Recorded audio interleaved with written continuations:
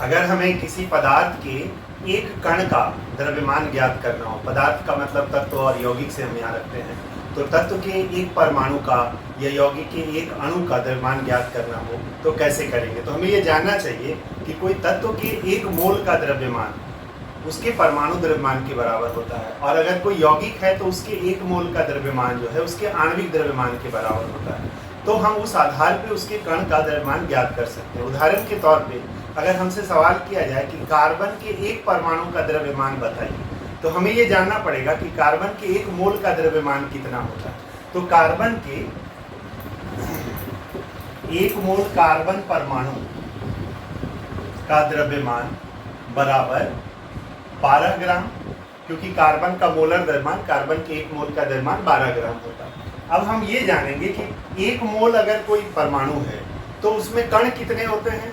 हम जानते हैं एक मोल का मतलब होता है 6.022 इंटू 10⁻23 कार्बन परमाणु।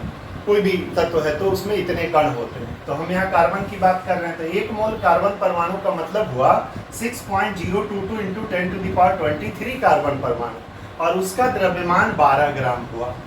अब हमसे पूछा कि एक कार्बन परमाणु का कितना होगा, तो हम एक एक नियम में जानते हैं कि एक कार्बन परमाणु का द्रव्यमान बराबर, तो इतने कार्बन परमाणु का द्रव्यमान 12 ग्राम है, तो एक का कितना होगा, तो 12 बटा 6.022 इंटू 10⁻23 ग्राम।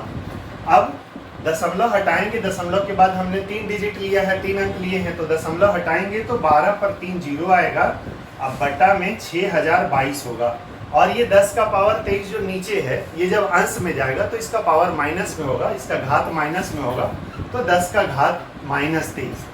अब हम 6022 से 12000 में भाग करेंगे तो भागफल जो आता है 1.9 और आगे कुछ आता है, तो 1.9 इंटू 10⁻23 ग्राम, ये एक कार्बन परमाणु का द्रव्यमान हुआ।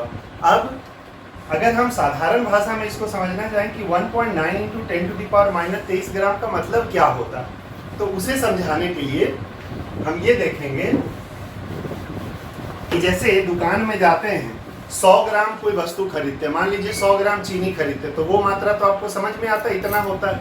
अगर वो दुकानदार से 10 ग्राम कहें तो और कम होगा, अगर 1 ग्राम चीनी ले तो बहुत कम, कुछ दाने होंगे। अगर हम 0.1 कहें कि 0.1 ग्राम चीनी, तो वो और भी कम होगा, शायद 1-2 दाने होंगे। अगर हम 0.01 कहते हैं तो और कम होगा। इसको अनुभव कीजिए कितना छोटा हो रहा है। 0.001 ग्राम कहे तो और कितना छोटा होगा।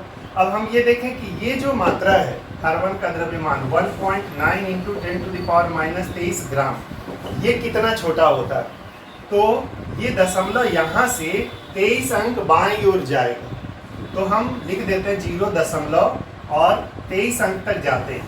तो 1 2 3 4 5 6 7 8 9 10 11 12 13 14 15 16 17 18 19 20 21 22 और ये वाला 1, और फिर ये 9 आप लिख सकते हैं इतना ग्राम। तो 1.9 इंटू 10⁻23 का मतलब हुआ 0 दशमलव इतना। अब आप सोचिए कि 10 ग्राम, 1 ग्राम, उससे ऊपर 10 ग्राम और 100 ग्राम। 100 ग्राम से कितना छोटा 10 ग्राम हुआ, इससे कितना छोटा 1 ग्राम हुआ, उससे कितना कम -0.1 ग्राम हुआ, 0.01 और भी छोटा हो गया, 0.001 तो शायद अकल्पनीय हो जाएगा।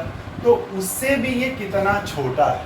तो वास्तव में एक कार्बन परमाणु का द्रव्यमान इतना छोटा है जिसकी हम कल्पना भी नहीं कर सकते। तो ये इस तरह से हम किसी कण का, किसी परमाणु का, किसी अणु का द्रव्यमान ज्ञात करते हैं। धन्यवाद।